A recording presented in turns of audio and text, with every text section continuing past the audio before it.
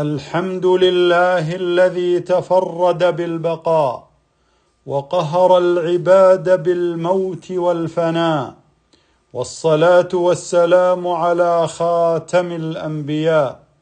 أما بعد، فاتقوا الله عباد الله، واعلموا أن الأنفاس تعد والرحيل جد، وكل ما هو آت قريب. يقول الله تعالى: يا أيها الذين آمنوا اتقوا الله ولتنظر نفس ما قدمت لغد.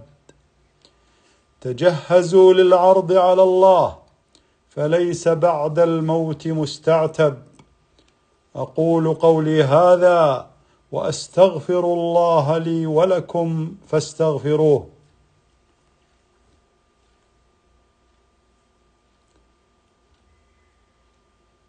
الحمد لله وكفى، وسلام على عباده الذين اصطفى.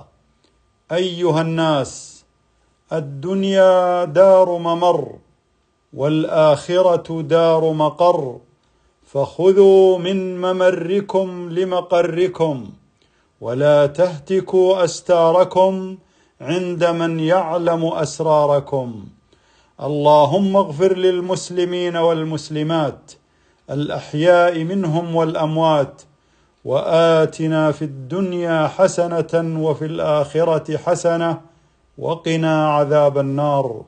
عباد الله، إن الله يأمر بالعدل والإحسان